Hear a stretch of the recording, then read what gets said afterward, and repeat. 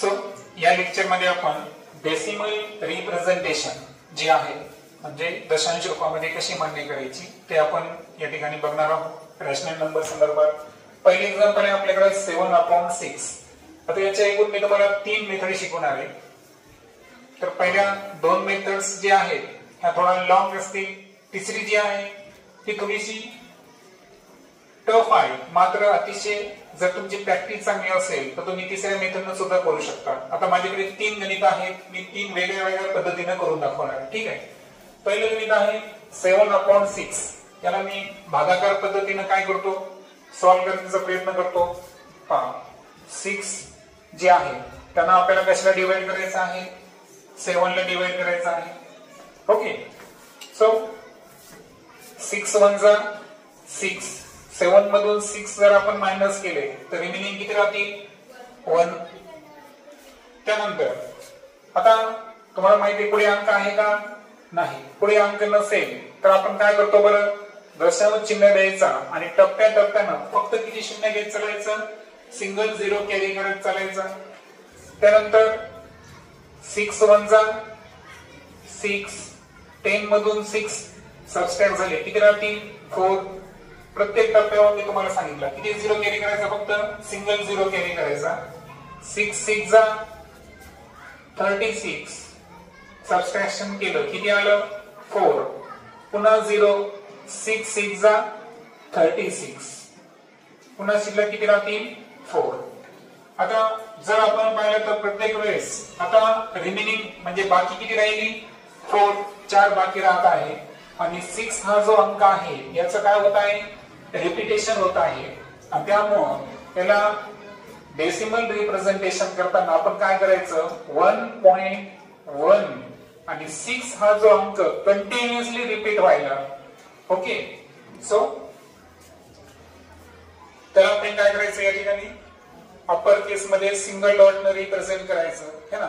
आणि सो याचा अर्थ असा असेल की जेव्हा याचं तुम्ही डेसिमल रिप्रेझेंटेशन करायले तर डिवाइड करत असताना 6 हा सिंगल डिजिट जो आहे हा अंक काय होत आहे, रिक्युरिंग म्हणजे पुन्हा पुन्हा रिपीट होत आहे आणि त्यामुळे याचा आन्सर असेल 1.16. आता ही झाली फर्स्ट मेथड जी की ट्रेडिशनल मेथड आपण अगोदरपासून शिकत आलेलो आहे, भाग देणं. आता सेकंड मेथड साठी मी सेकंड एक्झाम्पल चॉईस करतो, ते आहे 2/11. ओके. आता 2/11 जे आहे तर याचा आन्सर फाइंड करत असताना मी काय करणार माहितीये का, की भागाकार न घेता एक कॅल्क्युलेशन आहे जे तुम्हाला तुमच्या नोटबुकच्या राईट हँड साइडला कॅरी करायचे आहे. ते भागाकार सारखेच असणार. ओके. पण इथे तुम्ही काय करणार पहा, 11च्या टेबल मध्ये 2 येतात का नाही, तर काय घेणार तुम्ही 0 पॉइंट आणि तुमच्या वहीच्या एकदम राईट हँड साइडला वाटल्यास तुम्ही इथं 2 घ्यायचे आणि त्याच्या पुढे आता आपण काय घेतला 0. आता 11च्या टेबल मध्ये सांगा 11 1 जा 11. 11 1 11 म्हणून आपण. सो 11 याच्यातून जर आपण मायनस केले तर किती शिल्लक राहिले 9 0. ठीक आहे. तुमचे टेबल मराठीमध्ये पाहिजे तुम्हाला तेव्हा आपण त्याला कॅरी करू. आता 11 8 88 कारण 11 99 मोठे व्हायले, मग 11 8 88. मग 88 मायनस केले तर रिमेन किती राहतील सांगा 2. पुन्हा 0 घ्यायचा, प्रत्येक स्टेपला सिंगल 0 हे लक्षात घ्या. सो पुन्हा काय होईल बरं 20 आले. सो 11 1 जा 11. पुन्हा काय झालं बरं 9 आले का. पुन्हा 0 जर घेतला तर 11 8 जा 88.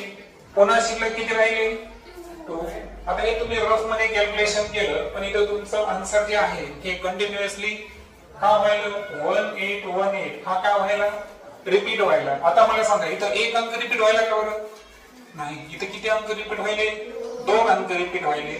मग एकापेक्षा जास्त, मग ते 2 असतील 3 असतील तर हे रिपीट होत असेल, रिक्युरिंग होत असेल, आवृत्ती असेल, अशा वेळेस काय करायचं तुम्हाला की रिपीट होणारे अंक कोण होते 1 आणि 8 त्याच्यावर तुम्हाला काय करायचे पाळी रेश करायची. ओके. सो अशा पद्धतीने त्याचं तुम्ही रिप्रेझेंटेशन करू शकता. ही आहे सेकंड मेथड. आणि ऍज यू नो की मी तुम्हाला मेन्शन केलं होते की थर्ड आणि शॉर्टकट मेथड ज्यामध्ये आपण मनातल्या मनात कसं करू शकतो हे ना ते तुम्हाला शिकायचं आहे. पहा -5/3. आता मायनसला मायनस कॅरी करणार. आता कॅल्क्युलेशन आपल्याला मनामध्ये काय करायचं आहे, कॅल्क्युलेट करायचं आहे. सांगा 3 1 जा 3. मग मनामध्ये विचार करणार तुम्ही की 5 मधून 3 मायनस केले मी किती राहिले 2. 2 टेन्स समोर एक 0 द्या 20. सो 3 6 जा 18. 3 7 18. 20 मधून 18 वजा करा किती राहते 2. पुन्हा 20. पुन्हा 3 7 18. 3 7 18. 3 7 18 म्हणजे 6 का पुन्हा रिपीट व्हायला. त्यामुळे -1.6 आणि 6 च्या समोर एकच अंक रिपीट व्हायला. ते तुम्ही आडवी रेषा मारणार आहे का नाही. सिंगल डॉट न तुम्ही हे आवृत्ती या ठिकाणी काय करणार रिप्रेझेंट करणार. अशा पद्धतीनं एकूण 3 एक्झाम्पल आणि त्याच्या 3 डिफरंट मेथड्स आपण लर्न केल्या. आता आपल्याला शिकायचं आहे इरॅशनल नंबर्स. आता इरॅशनल नंबर्स काय आहेत पहा. So irrational number. आता अपरिमेय संख्या. आता अपरिमेय संख्या म्हणजे काय की ज्या संख्या आपल्याला सहज कशावर दाखवता येत नाही, नंबर लाईन्सवर दाखवता येत नाही किंवा जे m/n या फॉर्मॅट मध्ये नसतात तर त्या संख्येना आपण काय म्हणतो अपरिमेय संख्या म्हणतो, इरॅशनल नंबर्स. जसं की पहा एक्झाम्पल जर पाहिलं आपण तर पहा √2 असेल, √5, त्यानंतर √10, ओके, √7. हे जवळपास या सर्व संख्या ज्या आहेत तर यांचं स्क्वेअर रूट निघत नाही, बरोबर आहे का. आणि स्क्वेअर रूट निघत नसल्यामुळे यांना आपण नंबर लाईन्सवर रिप्रेझेंट करू शकतो का नाही. पण तरी सुद्धा काही मेथड्स आहेत की ज्या मेथडच्या साहाय्यानं आपण यांना नंबर लाईन्सवर रिप्रेझेंट करू शकतो. आता तुमच्या टेक्स्टबुक मध्ये √2 जी आहे ही संख्या तुम्हाला शो करण्यासाठी दाखवलेली आहे नंबर लाईन्सवर. त्यामुळे मी हे शिकवणार नाही तुम्हाला. मी आपण आता डिस्कस कशावर करू बरं, आपल्या थर्ड संख्येवर. आपल्याला काय करायचं आहे आता की जी √10 ही संख्या आहे ही आपल्याला नंबर लाईनवर काय करायची आहे रिप्रेझेंट करायची आहे. आता नंबर लाईनच्या संदर्भात इथं तुम्हाला पायथागोरसचा थेरम सुद्धा फायद्याचा आहे म्हणजे आवश्यक आहे. पायथागोरसचा थेरम काय सांगतो बरं. समजा ही उंची आहे, हे पाया आहे आणि हा काय आहे कर्ण. पायाला काय म्हणतो आपण बेस. ही काय आहे हाईट आणि हा कर्ण ज्याला इंग्रजीमध्ये काय म्हणतो आपण हायपोटेनस. तर याच्यामध्ये काय होतं, सपोज हा घेतला आपण ABC, काय घेतला आपण ABC. तर पायथागोरस थेरम काय सांगतो, ओके. सो पायथागोरस थेरम नुसार जर गेलो आपण तर त्या ठिकाणी हायपोटेनस स्क्वेअर हा is equal to base square plus height square, बरोबर. अशा पद्धतीचा आहे. जसं की तर हायपोटेनस कोण आहे AC square is equal to base कोण आहे BC आणि हाईट कोण आहे AB. या फॉर्मॅट मध्ये हा असतो आपला पायथागोरस थेरम, बरोबर. हा इथं आपल्याला आवश्यक आहे.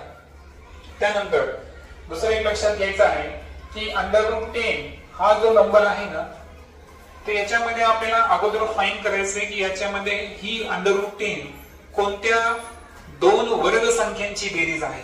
सांगा मला. √10 हा √10 जी आहे ही √9 आणि √1. आता ऍक्च्युअल √, घ्यायची गरज नाही तर आपण काय करू 10 या संख्येचा विचार करू फक्त की 10 ही संख्या ज्या वर्ग संख्येची बनलेली आहे त्या वर्ग संख्या कोणत्या आहेत 9 आणि 1. आता 9 हे कोणाचा स्क्वेअर रूट आहे बरं. जर आपण √9 चा स्क्वेअर घेतला तो किती येतो 3. जर आपण √1 चा स्क्वेअर घेतला तर तो किती येतो 1. म्हणजे आता आपल्याला नंबर लाईन्सवर काय करायचं माहितीये का 3 किंवा 1 हे डिस्टन्स कॅरी करायचं. एक घ्यायची हाईट आणि एक घ्यायचा बेस. आता सामान्यपणे काय करायचं, बेस जो आहे ना तो मोठा घ्यायचा. बेस काय घ्यायचा, मोठा घ्यायचा. म्हणजे बेस किती घेणार आपण, 3 आणि हाईट किती घेणार, 1. ओके, आता आपलं टार्गेट आहे, आपल्याला √10 जे आहे याला नंबर लाईन वर रिप्रेझेंट करायचं आहे. आता मी सांगितलं तुम्हाला की याची फोड करताना आपल्याला बेस किती घ्यायचा आहे, 9 चा स्क्वेअर रूट किती होता, 3 आणि हाईटचं किती होतं, 1. ओके, हे आपले टार्गेट्स आहे. आता आपण काय करू, नंबर लाईन्स या ठिकाणी रिप्रेझेंट करू. आता मी इथे काय करतो, 0 थोडा लेफ्टला घेतो माझ्यासाठी.